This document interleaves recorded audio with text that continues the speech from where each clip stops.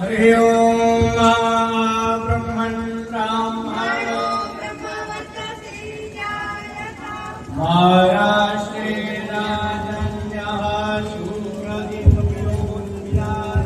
महारथो जायतातो कृतेर्मूढान्नवा नाशो सत्तेः पुरन्दर्योऽसा सुदोरचेष्टाः समेयोर्युवास्य जजमानस्य कालको निकामे नः पर्जन्यो बर्हतु फलवत्यो न ओकभयः पश्यन्तां योगक्षेमो न कल्पताम् ॐ कस्तूरी तिलकं ललाटपटले वक्षस्थले कस्तूरं नासाग्रे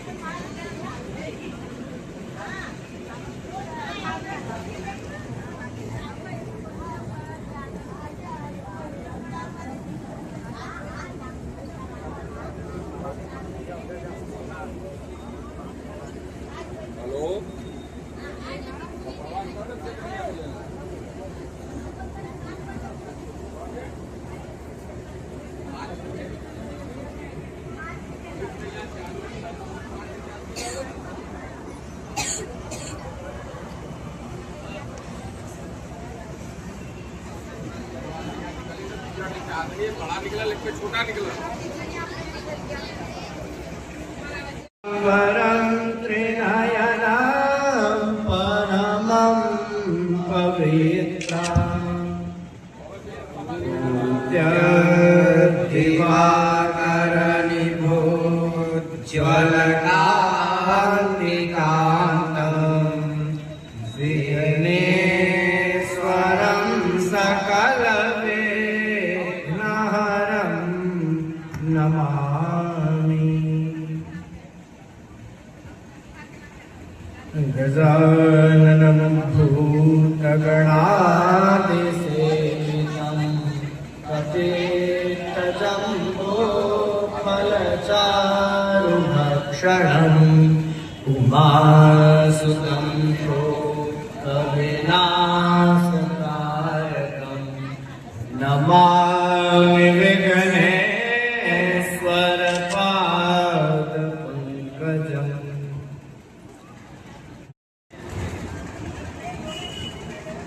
पुरुषोत्तम मास के पावन शुभ अवसर पर भूत भावन भगवान बाबा विश्वनाथ की पुण्यमयी नगरी काशी में समायोजित एसआरडी गुरुकुल एवं श्री काशी पंचधाम सेवा समिति द्वारा आयोजित अद्यारभ्य सप्तदिन पर्यंत सप्तदिवसीय श्री रुद्र महायज्ञ एवं भगवान शंकर की पावन कथा का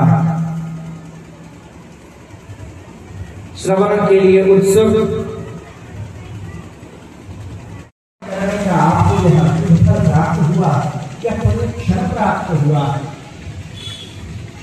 शास्त्रों में तो आया है, जब मानव का जन्म जन्मांतर का, एक जन्म का नहीं अनेक जन्मों का जब पुण्य उदय होता है, और उदय होने के पश्चात, मात्र उदय होने से कार्य नहीं होगा, उदय होने के पश्चात जब वह पुण्य एकत्रित होता है तो मनुष्य को काशी में प्रवेश मिलता है। और आप सभी कितने धन्य हैं कि काशी नहीं, संपूर्ण अद्वितीय ब्रह्मांड, इस ब्रह्मांड में आप देख लेंगे काशी में, और काशी की यह पंचकोश परिक्रमा का जो फल स्कंद पुराण इत्यादि ग्रंथों में प्राप्त होता है, पुराण आदि शास्त्र सम्मत शास्त्रों में प्राप्त होता है, ऐसी कोई दूसरी परिक्रमा का फल आपको कहीं अन्यत्र प्राप्त नहीं होगा, क्योंकि शास्त्रों में आया है धन्य धन्या पुनरेपि धन्या काशी निवासो मणिकर्णिका। मनुष्य बड़ा धन्य होता है जब उसका पुण्य उदय होता है, एकत्रित होता है, तो वो सोचता है कि मैं काशी की ओर चलूं, क्योंकि आधुनिक जगत में तो हमारे पास संसाधनों का ऐसा कोई अभाव दृष्टिगत नहीं होता है, परंतु जो पुरा काल थी उस समय तीर्थाटन करना बड़ा कठिन कार्य माना जाता था, क्योंकि उस समय जैसे आप सभी पंचक्रोश परिक्रमा में कठिन नियमों का नैष्ठिक आचरण पूर्वक यह परिक्रमा करते हैं, वैसे ही पुरा काल में हमारे साधु जन, सुसंस्कृत जन जो होते थे, जो हमारा समाज होता था, वह कहीं भी तीर्थाटन के लिए जाते थे तो ठीक उसी नियम का पालन करते थे जो नियम आप परिक्रमा में कर रहे हो। तो लोगों को बड़ा कठिन लगता था, देवताओं को, यक्षों और की बात छोड़ दें, देवताओं, ऋषियों, मुनियों, यक्षों, नाग, किन्नर, जितने भी देवलोक भगवान की प्रातः स्मरणीय साकेतवासी संत श्री रामाधीरदास महाराज की, आदि शंकराचार्य भगवान की, रामाचार्य महाराज की, श्री रामाचार्य भगवान की, आज के आनंद की, सभी श्रोतागणों की, परीक्षित जी महाराज की, व्यास जी महाराज की, शौनक जी भगवान की, यज्ञ मंडपाधिष्ठित सभी देवी देवताओं की, नमः पार्वती पतये हर हर महादेव।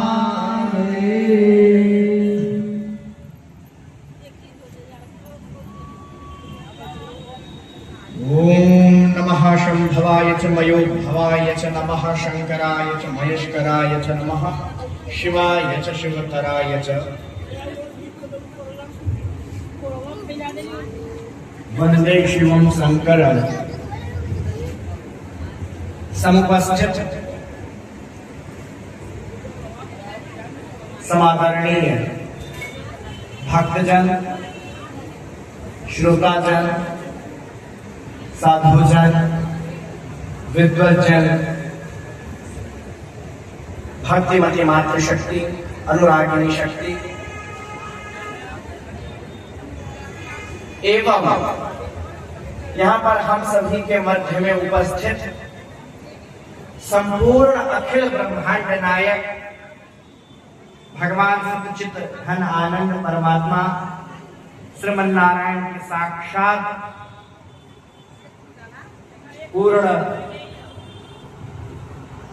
कला से अवतीर्ण भगवान श्री मर्यादा प्रसिद्ध श्री मर्यादा पुरुषोत्तम श्री रामचंद्र जी के अनन्य भक्त हनुमान जी,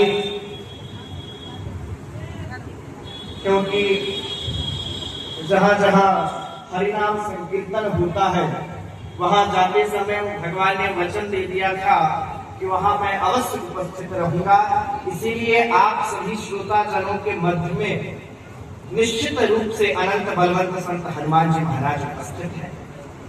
व्यास जी महाराज व्यासाय विष्णु रूपाय, व्यास जी महाराज उपस्थित है, उपस्थित है। एवं आप सभी श्रोतागण, आप सभी परीक्षित रूप में उपस्थित हैं। आज हम सभी इस साप्ताहिक दिव्य भव्य श्री रुद्र महायज्ञ एवं भूत भावन भगवान श्री विश्वेश्वर की अनुपम कथा का श्रवण करने के लिए उपस्थित। हम सभी ने प्रथम दिवस कल चतुर्थी तिथि थी और चतुर्थी के स्वामी ज्योतिष के दृष्टिकोण से भगवान गणेश होते हैं। ताहि सकल मिले जो सुख लव सब संग। तो वहां पर यह प्रसंग उद्धृत हो गया, जब परिचय हो गया, जब भगवान ने अपना परिचय दे दिया, भगवान श्री रामचंद्र का हो गया, रावण के विषय में हो गया, लक्ष्मी ने भी बता दिया कि मैं भी अपने पूर्व जन्म के हिसाब से यहाँ निचरी हूँ और मुझे ब्रह्मा ने कहा था कि एक दिन ऐसे ऐसे आप आएंगे और मेरा उद्धार होगा, और आज मेरा उद्धार हो गया। तो वहीं पर यह प्रसंग उद्धृत है। ये पंक्ति आप लोग सुंदरकांड में पढ़ते होंगे, जो तात स्वर्ग है, तात स्वर्ग अपवर्ग सुख धैर्य तुला एक अंग तुलन ताहि सकल मिली जो सुख लव सत्संग। तात स्वर्ग अपवर्ग सुख। आप स्वर्ग सुने होंगे, स्वर्ग मतलब हम लोगों के मन में लगता है मृत्यु के पश्चात लोग स्वर्ग जाता है, परंतु वो स्वर्ग तो है ही, वो तो स्वर्ग है ही, परंतु धरातल पर जहाँ आप सभी स्थित हैं, आपका घर ही तो स्वर्ग है। जिस घर में नीति शास्त्र में एक श्लोक आया है, अर्था कम नित्य मरुकिता च प्रिया च धार्या प्रियवादिनी च वश्यस्य पुत्रोर्थ करी च विद्या सरिति में लोकस्य सुखानि राजन।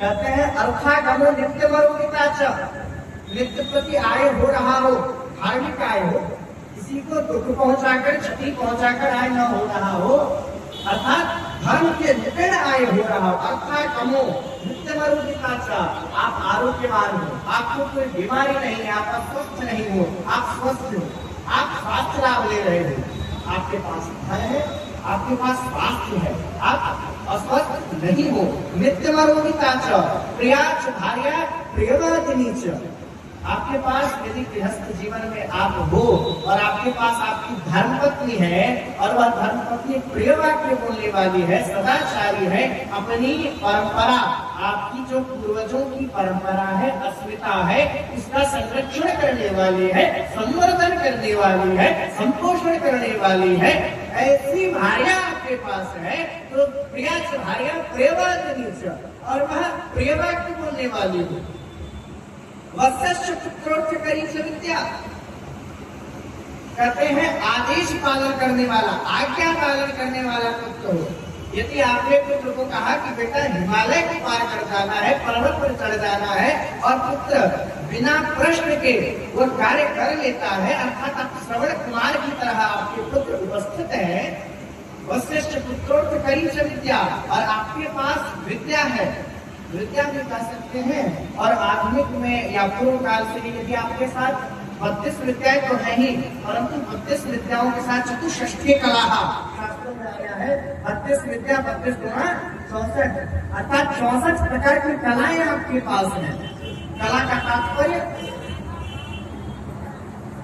का तात्पर्य होता है मनुष्य के अंदर गुण धर्म। गुण धर्म का तात्पर्य क्या है?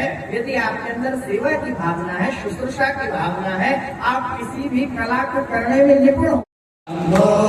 काशी विश्वनाथ गंगे हर हर महादेव शंभो, विश्वनाथ गंगे काशी विश्वनाथ गंगे उपामा गिरिजा के संगे, काशी विश्वनाथ गंगे उपामा गिरिजा के संगे, हर हर महादेव शंभो, काशी विश्वनाथ गंगे हर हर महादेव शंभो, काशी विश्वनाथ गंगे।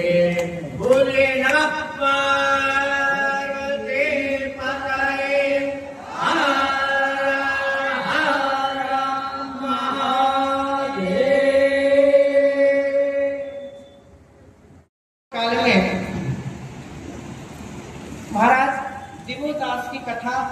सुनी होगी।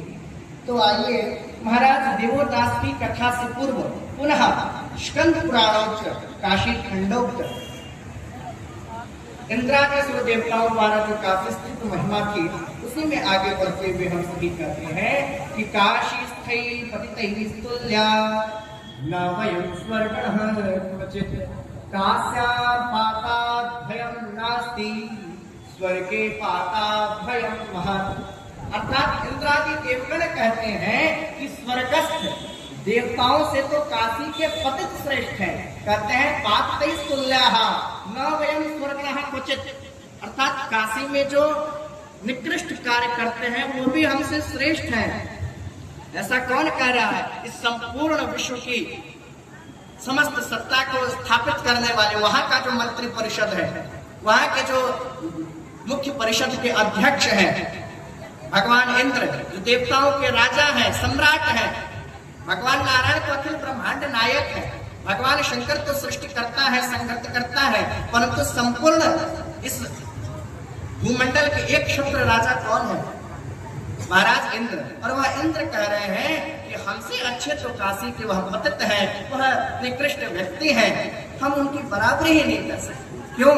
क्योंकि काशी में पतन का तो कोई भय है ही नहीं। अर्थात काशी में आप कोई गलत कार्य कर रहे हो और उसके पश्चात दिन भर में दो महादेव महादेव का स्मरण सुमिरन कर लेते ही है। बोलिए नमः पार्वती पतये हर हर महादेव। तो इस प्रकार हम काशी वासियों को यह सौभाग्य प्राप्त है कि दिवस भर में कम से कम 10 बार नमः पार्वती पतये हर की जब तक उद्घोष न हो तब तक हमारे मन में तृप्ति नहीं हो सकती। तो आइए इसी क्षेत्र की अब कथा में प्रवेश करते हुए हम सभी ने काशी मणिकर्णिका क्षेत्र की महिमा को जाना, चक्र पुष्करणी सरोवर के विषय में जानकारी प्राप्त की। अब हम सभी अभिमुक्तेश्वर का आविर्भाव कैसे हुए और महाराज दिवोदास का क्या प्रसंग था, उनकी क्या प्रतिष्ठा थी, उनका क्या प्रताप था, उनका क्या पुण्य था, तो उसे जानते हैं। स्कंदुवाच सुमहद्भिस्तपोभिर्वा शिवोऽन्यत्र विमोचये योगयुक्तिं नमदानानि महान्ति च। अर्थात स्कंददेव कहते हैं कि संपत्ति दात्री जो यह कलुष हारणी काशी है, यह मुझे इसकी कथा का श्रवण करना है। और ये किसके मुख से सुनना चाहते थे? तो मुर्गन स्वामी पूछ रहे हैं महर्षि अगस्त्य से। मैं इस काशी को जानना चाहता हूँ, इस काशी की संपूर्ण विस्तृत कथा को जानना चाहता हूँ। महिमा को मैंने बहुत जाना, परंतु अब मुझे इसकी एक व्यवस्थित कथा का श्रवण करवाइए। और वह कहते हैं बताइए यह काशी कितनी विचित्र है, कितनी विचित्र है कि यहाँ निष्प्रपंच है, यह निरात्मक है, यह निर्विकल्प है, यह निराकार है, यह निर्गुण है, यह स्थूल भी है, यह सूक्ष्म भी है, और यह परब्रह्म की नगरी है। तो इस काशी नगरी की क्या कथा है, मैं उसका श्रवण करना चाहता हूं। तो जब उन्होंने काशी की संपूर्ण महिमा का वर्णन किया तो उस पर महर्षि अगस्त्य कहते हैं कि हे कृपा सागर, पूर्व काल में यह कथा भगवती ने भी शंकर के मुख से श्रवण किया था, देवताओं ने भी श्रवण किया था, और आज मैं आपको सुना रहा हूं, आप इसका ध्यान पूर्वक श्रवण करिए। स्कंदुवाच चिंतामवाप महतीं जगद्योनि प्रजाक्षयात् प्रजासु क्षीयमाणासु क्षीणा यज्ञादिकाः क्रियाः। कहते हैं कि हे विप्र, हे कार्तिकेय, पूर्व काल में पातकल्प में स्वयंभू मन में 60 वर्ष पर्यंत सभी लोगों के लिए भयंकर अनावृष्टि हो गई। अनावृष्टि का तात्पर्य है जहां वृष्टि का अभाव हो जाता है, जैसे आजकल हो रहा है। प्रकृति का हम सभी ने इस प्रकार से शोषण कर लिया है, महायंत्र प्रवर्तनम को हम सभी ने इस प्रकार से स्थापित कर लिया है कि कहीं बारिश हो रही है तो बारिश ही हो रही है, कहीं वृष्टि हो रही है तो वृष्टि हो रही है, और कहीं वृष्टि नहीं हो रही है तो वह अनावृष्टि का रूप धारण कर लेती है। तो ठीक उसी प्रकार से पातकल्प में भी ऐसा ही हुआ। 60 वर्षों तक सूखा पड़ गया, अकाल पड़ गया, सभी पर्वत था, उत्तरांचल पर्वत जो था वो बड़ा पसंद है। वो बोला भगवान तो काशी में थे, काशी से आप जल्दी बाहर आते नहीं, और मैं तो कितना आज गौरवान्वित आनंदित हर्षित अनुभूति कर रहा हूँ महादेव कि स्वयं आप मुझसे मिलने के लिए काशी जम्बूद्वीप छोड़कर कुशद्वीप में आ गए। भगवान काशी नहीं छोड़ते, काशी में भारतवर्ष नहीं छोड़ते, भारतवर्ष में जम्बूद्वीप नहीं छोड़ते, और इस जम्बूद्वीप को भी छोड़कर आप कुशद्वीप में आ गए इस सेवक के लिए, इस दास के लिए। और उन्होंने कहने लगा कि भगवान आप मुझसे पूछ रहे हो कि मेरी इच्छा क्या है, मैं क्या चाहता हूँ। आप तो सर्वज्ञ हो, सर्वज्ञ सर्वात्मा समृत सर्वव्रत, आप तो सब कुछ जानते हो, फिर ऐसी लीला क्यों कर रहे हो।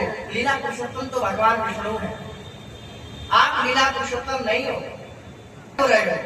तो भगवान बोले कि यह क्या है। तो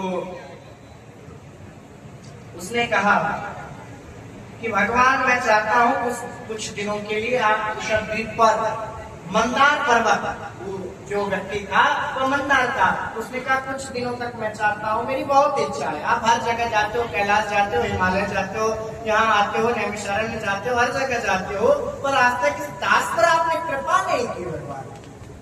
और यदि दास की यदि भगवत कृपा न हो तो दास कैसा, ये पर्वत की चोटियां कैसी, ये शिखरें कैसे, इन पर्वतों से बहती हुई वन वृक्षादि कैसे, इनकी क्या आनंद है, कुछ नहीं है। यदि उस पर शंकर की कृपा न हो, यदि शंकर उस पर आरूढ़ न हो, हिमालय का महत्व क्यों है, कैलाश का महत्व क्यों है, क्योंकि कैलाश से महत्व से भगवान की महत्वता नहीं है। हमने देखा कि साहित्य ग्रंथों में भी कालिदास ने कहा है कश्यप परस्याम ऋषि देवता का हिमालय नाम नगा राजा। तो बार बार हिमालय की वंदना क्यों होती है, क्योंकि उस पर भगवान की कृपा है।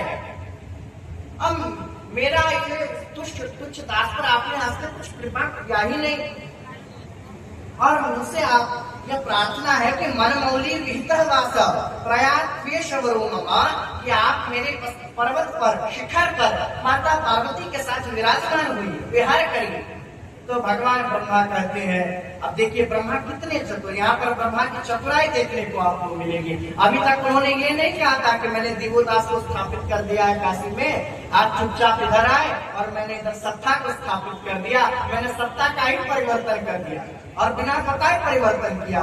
तुरंत कहते हैं विश्वेश जगताम नाथ पत्या व्यापारितोऽस्मि हम कृतः प्रसादेन विभो सृष्टिं कर्तुं चतुर्विधं तवाज्ञया चेत् हास्यन्ति सर्वे दिविशतो दिवि नागलोके तथा नागास्ततो राज्यं करोम्यहम्। यह सुनकर सर्वाभीष्ट प्रभु शंभु ने क्षण काल चिंतन किया। जब तक भगवान चिंतन कर ही रहे थे तभी ब्रह्मा उचित अवसर जान गए। बोले कि ऐसे मैं कुछ बोलूंगा, हो सकता है कभी का त्रिशूल हाथ में आ जाए, क्योंकि भगवान शंकर की क्रोधाग्नि भी एक उच्च अवस्था की रहती थी। उन्होंने तुरंत हाथ जोड़ा, स्वयं शंभु से निवेदन करने लगे, प्रयत्न न मैं आसृष्टा, हे प्रभु आप प्रसन्न होकर मुझे इस। और भगवान भास्कर जब काशी आए तो आपको पता ही है, काशी नगरी ही ऐसी विलक्षण है, कलुषहारिणी है। भगवान भास्कर के अंदर भी काशी के प्रति ऐसा गंगे काशी विश्वनाथ गंगे महादेव पार्वती संगे काशी विश्वनाथ गंगे महादेव पार्वती संगे हर हर महादेव शंभो काशी विश्वनाथ गंगे काशी विश्वनाथ गंगे सदाशिव अन्नपूर्णा संगे काशी विश्वनाथ गंगे ओ बाबा अन्नपूर्णा संगे हर हर महादेव शंभो काशी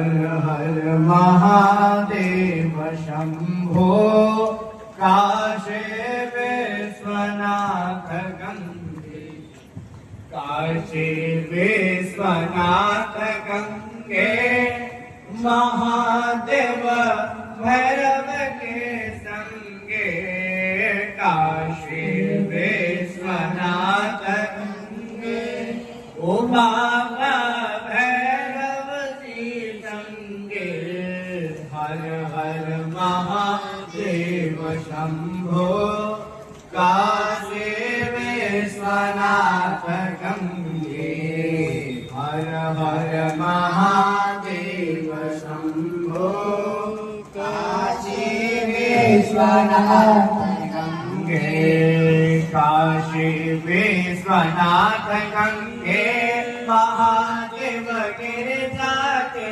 संगे काशी विश्वनाथ गंगे ओ बाबा गिरिजा के संगे हर हर महादेव शंभो काशी विश्वनाथ गंगे हर हर महादेव शंभो काशी विश्वनाथ गंगे हर हर महादेव शंभो काशी विश्वनाथ गंगे।